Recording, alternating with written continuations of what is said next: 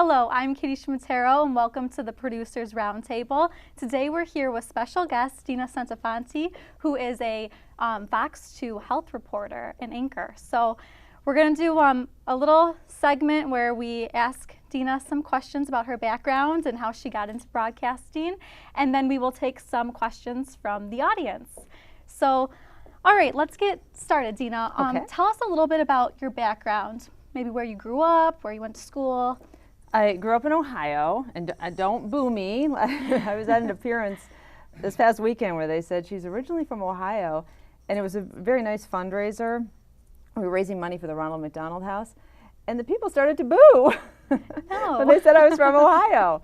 So, but I'm originally from Ohio, and I went to Miami of Ohio where I studied broadcast journalism, and then after that, so the trick is getting a job after you get out of college, which is hard, and it's hard to get a job in television because, there's only 3 stations or so in every city, and there's limited positions at each station. Some station, you have one 5 o'clock female anchor, one morning female anchor, and so, but I did get a job shortly after graduating from college at a TV station in Columbus, where I was a camera operator, and did some other jobs. I was a production assistant was the job title, and it was a $5 an hour job, and it was great. It was a great learning experience.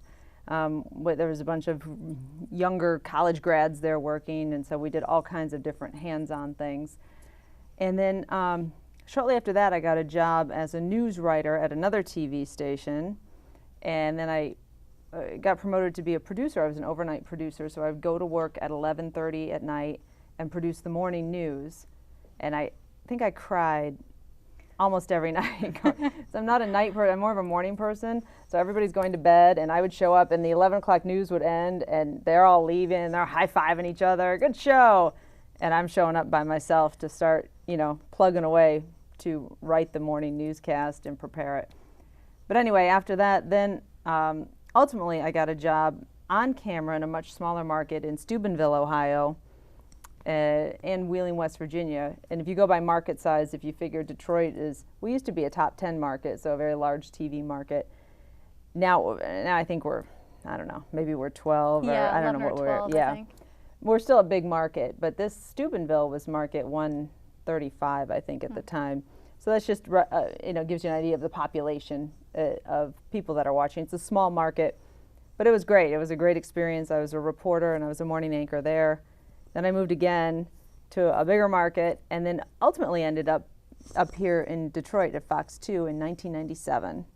Wow. So yeah, there were a lot of little moves, and then it came up here, and this feels like home because, I have my 3 kids and my family's here, and so my husband and I really settled in here.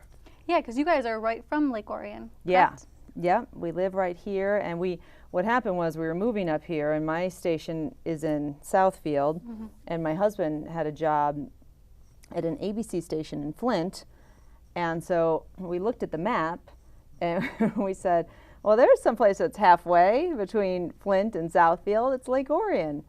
And we drove around, and we fell in love with it, and he no longer works in Flint. He works at my station as well. So we've had lots of opportunities where we could move closer to work and everything, but we wanted to stay here in Lake Orion. Wonderful. Yeah. So now at Fox 2, you are a health reporter. Is that ultimately something you always wanted to do, reporting, specifically health? No. I used to be a general assignment reporter, and so that means when you come in the morning, you go to a morning meeting, and they figure out what news they're going to cover for the day, or you wait for news to occur that you run out to. So you're rushing to accidents, to fires, to shootings, all that. And it was after I had my first child, so back in 1999, the news director called me in, and he said, we want to sort of revamp our health franchise. Health news is really important on TV because it's where a lot of people get their health news, especially you have to think before the internet, before everybody had a computer or a smartphone. A lot of people rely on local news to get their health news. And he said, is that something you'd be interested in? I said, yeah, I would love to do that because I had just had a baby and I was really into, figuring out how to live a healthy lifestyle for this baby and for our little family, and so that's how I got that job, and I've had it ever since. So since 1999. Wow. Yeah, sometimes I feel like a doctor. I've talked to so many doctors. Yeah.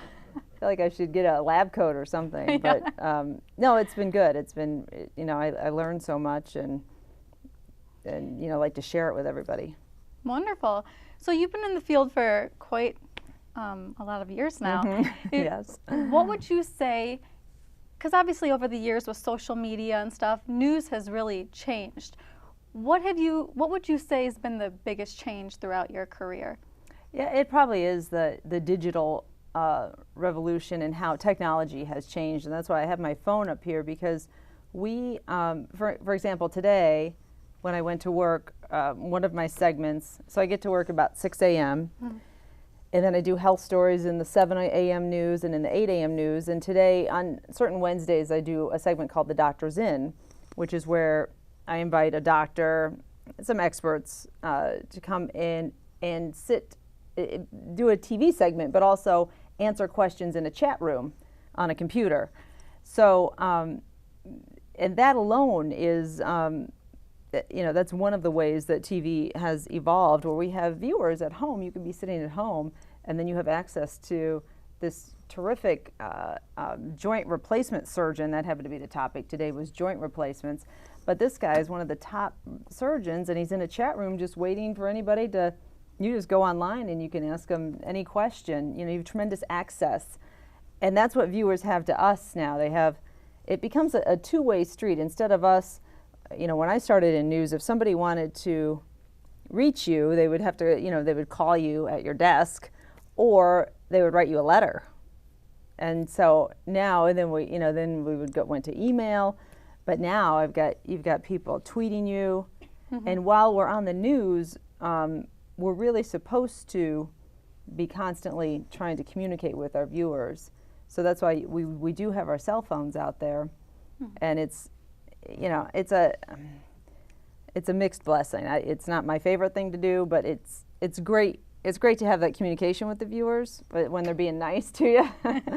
But it's also adds layers of work, because you have these people asking you all these questions and things that you might not know the answers to. It's like a whole nother job handling this kind of communication.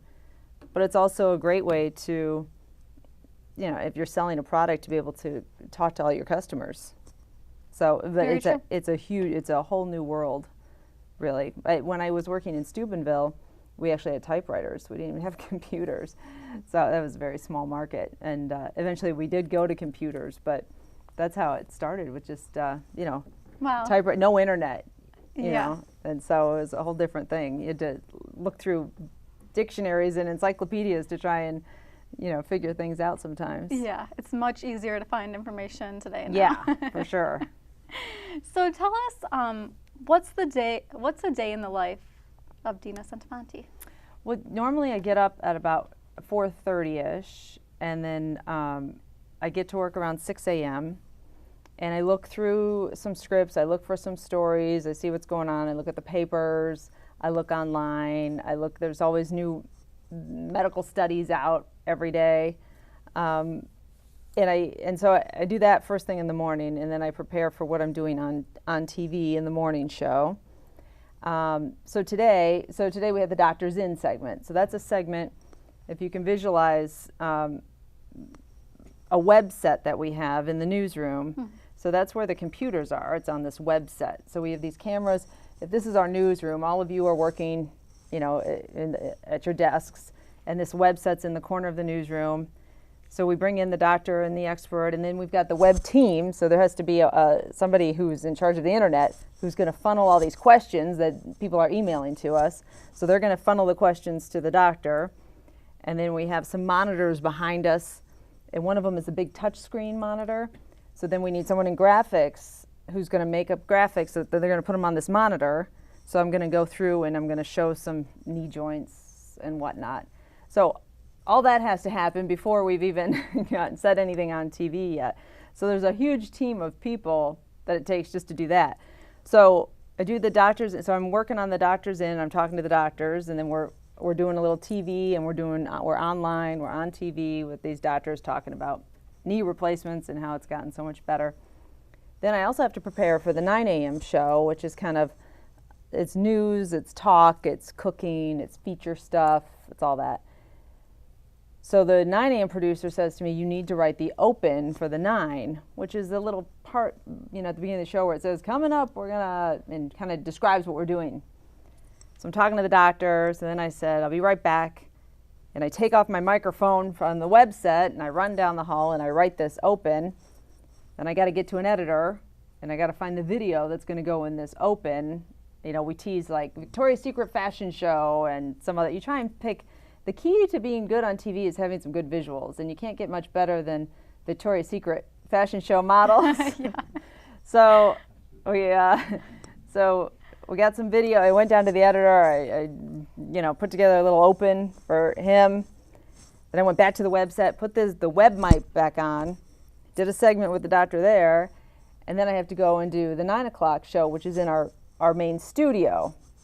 So then I take off this microphone and go into the main studio and put on different equipment, and then I sit down on the couch and I anchor the 9 o'clock show, which is, I'm trying to think of what was on it today.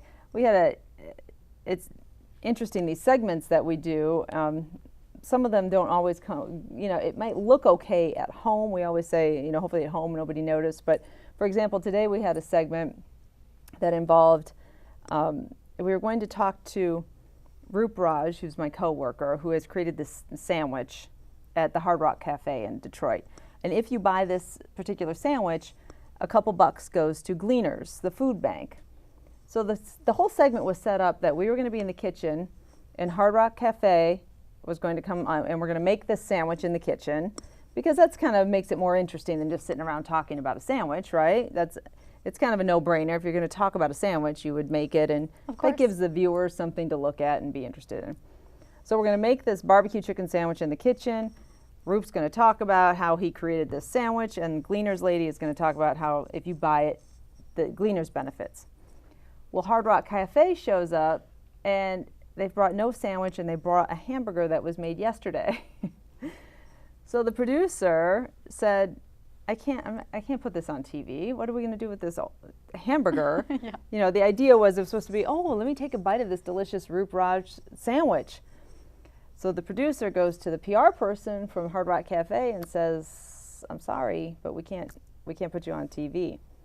So it was a bit of a little bit of an issue. I mean, I think everybody was fine in the end. So that ended up being just me, Roop, and the lady from Gleaners talking about the sandwich and talking about the good it does to buy the sandwich, but we had no sandwiches, which seems kind of strange. I don't know if anybody at home was thinking, I wonder why they don't show us what this sandwich is. Yeah. We did have video of the sandwich when it was unveiled at Hard Rock, and so that always helps. Like the key to television is really having the visuals, though. Yeah. And so we had the video to go to, which made it, got us through the segment, I guess. Yeah. Well, better than nothing. Yeah. Sometimes things go wrong in broadcasting. You got to make up for it. So. Yeah, exactly. Yeah, I'm trying to think if anything else interesting happened today. We had dogs on the set. Some days it's very exciting. There's a lot of people coming and going. People are walking in. We did a segment on raising a dog in an apartment. So they had these dogs and these little mats that the dogs go potty on inside your house. It was like little AstroTurf mats.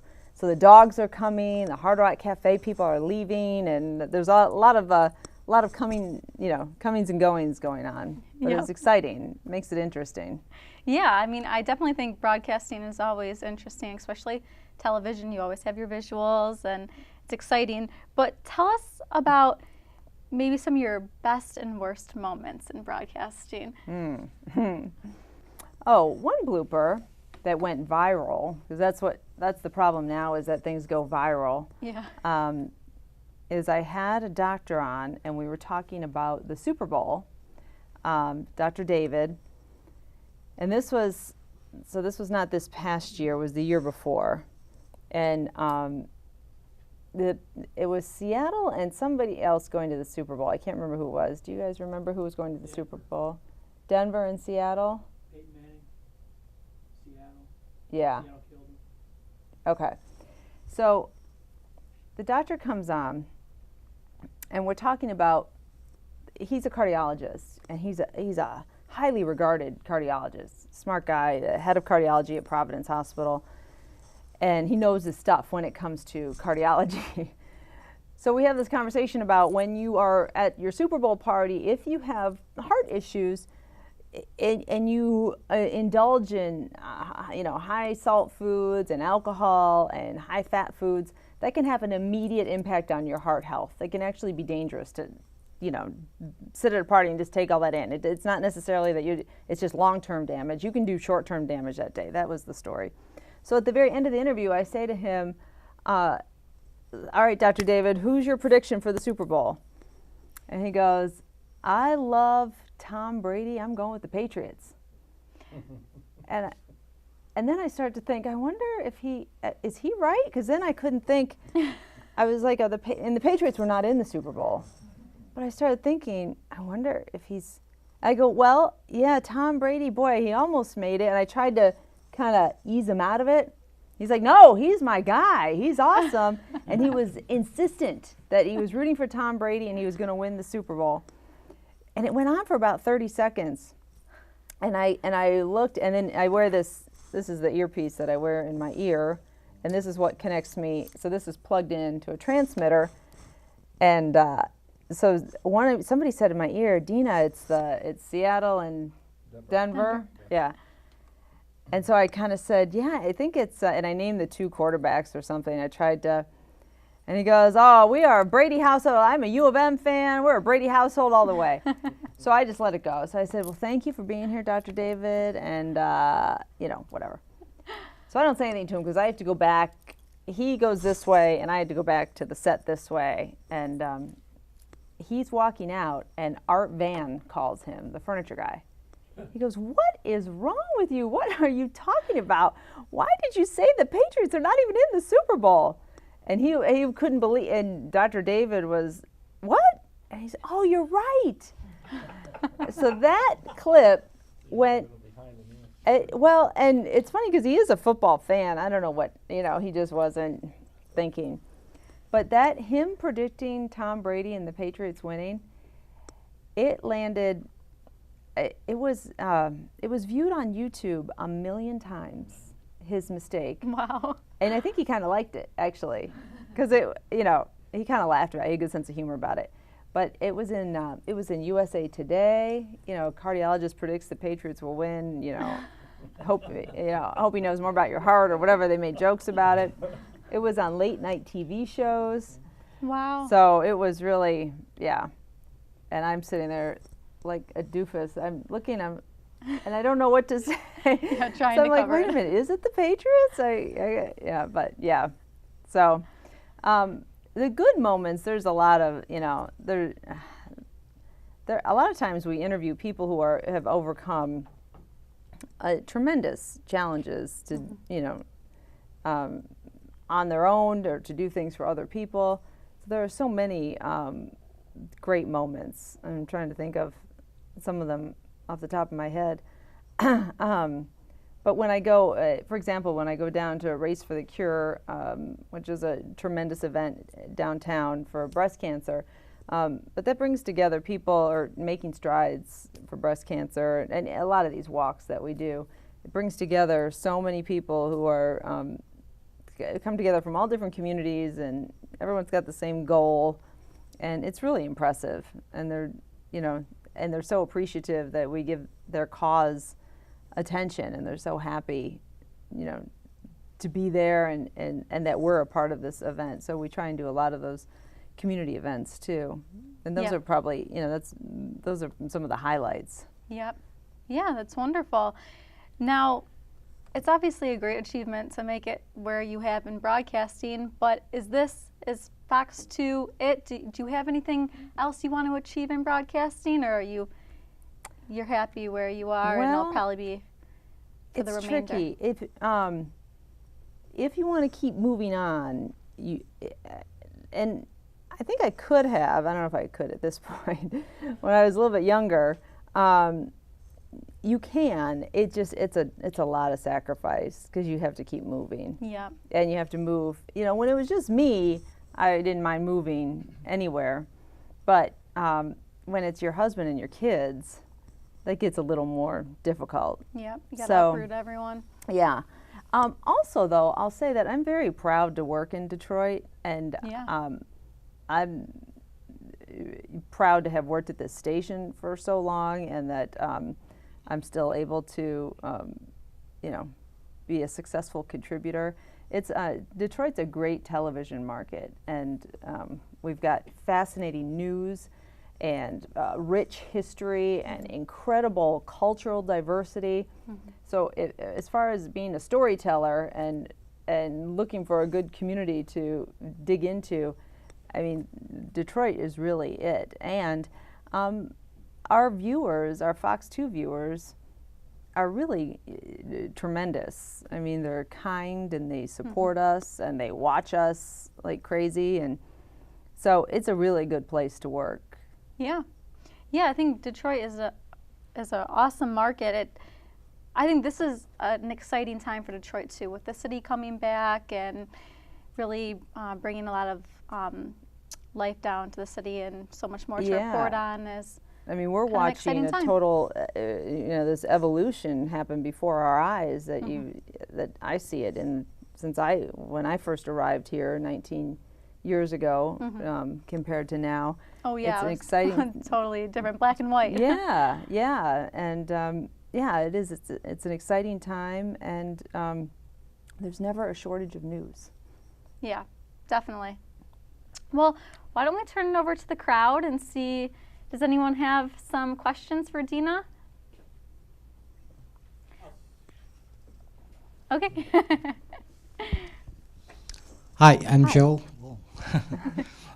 What's the most joyous or sorrowful story that you've ever worked on? Something that really brought something good to you or into the viewers and able to give people a good look at what our community's like.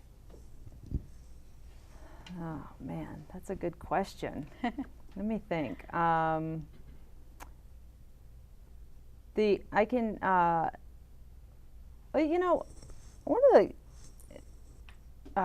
let me remember the details of a story. I do so many stories that sometimes I get a little fuzzy.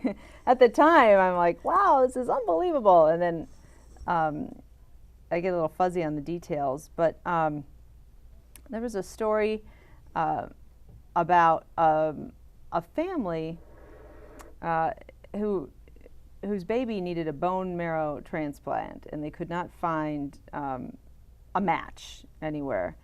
And they ended up finding a match from a kid in, I want to say, in St. Louis, a college guy who had signed up for some college course to be a bone marrow donor. And it turned out that he was a match for this baby. And what was amazing to me is that they came together. The story was when they met, and he met this baby for the first time, who was at that point about 2 years old. But because the baby was going to die if he didn't get bone marrow. And here's this, he was like a 25-year-old maybe at that point, and they called him and said, "You're a match for this kid in Michigan. You know, this guy lives in somewhere in Missouri." And he said, "Well, yeah, I'll do it." And went through some, it can be a difficult procedure to donate your bone marrow.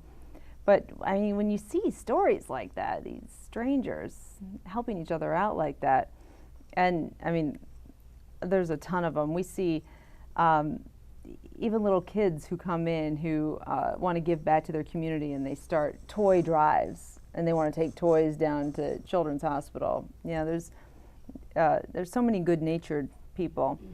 Now there's a ton of sadness too. One of the most recent stories I did was on Chad Carr, who recently he just passed, and he was the grandson of Lloyd Carr, and he had a rare pediatric brain tumor, and I went to interview his mom and his dad, and you know, I was at the hospital, and he was just this sweet little blonde-haired 4-year-old boy. At the time, he didn't even look sick at all. He was going through treatment at University of Michigan, and you know, they were hoping that somehow these experimental drugs and the treatment, because the diagnosis, when you have this rare brain tumor, it's not good, and so they tried. And when I interviewed his mom, Tammy, she said, we only hope that even if it's not God's will to have him survive, that somehow his short life would have made a difference in this world. And it did. You can see Chad Tough is the hashtag. Everything's got a hashtag now. But that little boy raised a ton of money for pediatric cancer research, and brought awareness, and brought the sports community together, and brought many people together. So, but boy, it was devastating to hear that he wasn't going to make it, because when I sat there with him, I thought, oh, boy, this kid's going to be okay. He's got to be okay. He looks so healthy. Mm-hmm. And but no, he could not survive that brain tumor. So there's a ton of sadness. And I guess the key is, I just shot a story today on with a guy who runs a gym, but his gym it's not just about lifting weights or anything. It's about this whole mindful living and living with gratitude, and having this good spiritual connection to your body as well. And it was pretty interesting. He talked about how we have to be in the moment, living in the moment, be mindful, live with gratitude, all these things that you can choose to sort of focus on. You know, because in my business, it's hard to focus on good stuff because there's bad stuff everywhere. I mean, when we hear that something bad has happened, that's when we rush out to go to work. You know, when there's a bad car accident, a bad fire, something's happened, we go out to cover it. And so it's very difficult to not focus on all that stuff all the time. Of course. And I think that's kind of the power of journalism too, especially now with things like GoFundMe pages. When you guys get the word out there, so many people throughout the state are able to, you know, help fund these families that lose a child or someone in a car accident or whatever it may be. So yeah, and that is remarkable. One of the great uses of social media as well, is that you can. That's one of the best uses of it. Probably is sharing stories and not just making people aware of certain things, but in some cases people can raise money. There was that one guy who was walking to work in Rochester from, where was he walking from? Anyway, he was walking like 30 miles a day or something back and forth to work because he didn't have a car. And then thanks to social media and a little bit of, you know, television news, they were able to get him a car. And so yeah, I did see that story. Yeah, that was awesome. Yeah. So it's a great use of Facebook. I think we're all trying to figure out still what the right use is of Facebook and Snapchat and Insta, and even in a television news, from a television news perspective, we're still trying to figure this out too. The world is changing so quickly with the way we communicate with each other, at least, and we can't ignore it. You can't say, "Oh, I'm not gonna buy into all that stuff," because this is kind of the future, and so we have to tap into it and figure out where our role is in all of that. Yep, definitely. Do we have a second question? Will you ever be interested in writing a book about the wonderful stories of Detroit? Because Detroit has offered us so much, and I think that it's important. And you, as a reporter, I'm sure that you have seen so many good stories that sometimes I think that we need like this special soul to be lifted. And a lot of people, they're looking forward for something like that. And I think that will inspire a lot of people. And I'm sure that since you're a writer and you write all the time and do all kinds of things, you'll be a good inspiration for a lot of people. Yeah, oh, thank you. It is a good idea because you're right. There are so many stories, and the good news does not get the same attention or chatter, it seems, as the bad news often. And I think it's just human nature, because even when we say, okay, we've got a good news story for you, because people will say, I can't watch local news because it's so negative and it's so depressing. And I understand that, but at the same time, we do put good news stories in there. But I think that once you get hit in the face with the bad news, it's tough to undo that, and it's tough to appreciate and absorb the good news stories. So it's a good point that assembling all those good stories that have come out of Detroit and Metro Detroit, really, in a book. I think that we should have a tour. We were in, over the summer, we were in San Francisco and in LA, and we like those bus tours of the city, where you get on and you put the headphones on. And I think Detroit would be awesome for that, where you could see these churches that we have in Detroit are unbelievable. And they don't look like much from the outside in some cases, but you go into some of these old churches and they are just gorgeous. Stunning. Beautiful yeah, really architecture and detail. And so the churches and Hitsville, USA, the Motown Museum, and some of the quirky areas, the Heidelberg Project and Eastern Market. I mean, we've got so many places. The city is so big. They often say you could fit San Francisco and Philadelphia and another city inside Detroit City proper. Wow. It's so big, geographically speaking. But I think there is a lot that we don't, especially people from the suburbs, that we don't often see or know about even. Yeah. All right, I think we have time for one last question. Hi, Deena. Hi. I did a little show and I interviewed someone with a 50c3 program. It was called Swan for Life, and they were doing their art therapy, which I really liked, and then it turned out to be Dr. Fada's 501c3. So I just wondered how you felt about that news story, big health story, when it came out. Oh, yeah.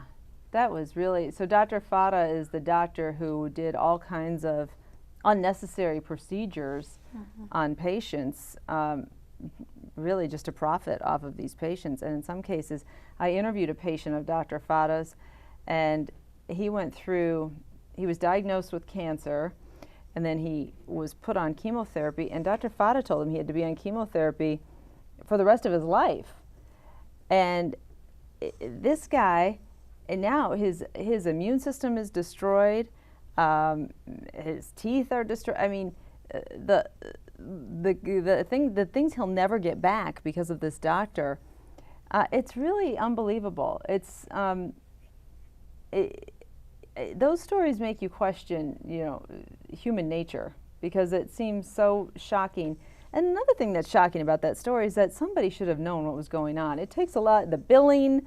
I mean, there's a lot of people who are involved. Even if he kept a very close circle, you wonder why somebody didn't say something sooner.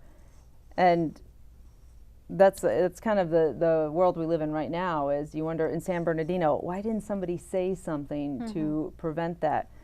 But yeah, that story was just devastating. And you think about those people and how they, how can you trust somebody again when you have this doctor who did that to you? But yeah, that's one of those ones that it's you can't understand it. And unfortunately, there's a lot of them like that. Yeah. I think with that story, a big struggle too was the families that did have patients under Dr. Fada were then questioning if their family members really ever even had cancer. Yeah. Which was kind of a big struggle. Yeah. So, yeah, that story was it's shocking. Yeah, absolutely. And sometimes in these stories, it's there are no answers. What we try and do is come up with, when we deliver a story like that, you try and provide some sort of, so here's what you do, and I did a little bit of that, in fact, when I did this story, because you don't just like to hit people in the face with this devastating news. You like to say, okay, so here's a way that you can kind of take control of the situation. And so you do say, so my story was, if you are diagnosed with something, get a second opinion. If you question your treatment, make sure that you're, make sure somebody else is always in the room with you Write down what the doctor's telling you. Ask for your records, all those things. But yeah, that was a difficult one. Yeah. All right, and we'll wrap it up with one last quick question, if anyone has one. Oh, little guy over here has a question. Hello, my name is Tyler Battershell, and what would I do at my age, 14, to get into your seat where you are right now? Oh good boy. one. Well, I think you have good command of the microphone, so that's good. So I think one of the easiest things you can do is practice just talking on, with your, whether you have a tablet at home or a phone, whatever you have, that you can just practice taking videos of yourself, for one thing, getting comfortable talking. Because when you go out, if you're a reporter and they say, listen, is it Tyler? Yeah. So they say, listen, Tyler, somebody just robbed the bank down the street. You got to go. So you walk out the door, you have a piece of paper and a pen, and then you have to stand in front of and they'll say, okay, we're going to come to you live at the beginning of our 5 o'clock news. And you have to stand there and you're talking into a camera, a much smaller camera, but a camera like this, and you have to relay the information. So some of it is being comfortable talking in front of a camera, but the bigger thing is making sure that you know a lot of things about a lot of topics. So in other words, when you have to be a good writer, because that's really, television news is really about telling stories, and so it's not just talking, it's being a good writer and being creative, and being knowledgeable about things, being knowledgeable about politics, or maybe the stock market and financial things, and a little bit of everything. So that's why good education helps you, and then you can learn the TV stuff a little bit later. But study hard. All right, wonderful. Well, can we please give Deena Centofanti a round of applause for being here today? Thank you. Thank you. Thank you so much for coming out. We really My appreciate pleasure. it, and I'm sure everyone had a good time getting to know you a little more and what Thank you do. you. So that's all the time we have for this episode of Producers Roundtable, and we'll see you guys next time.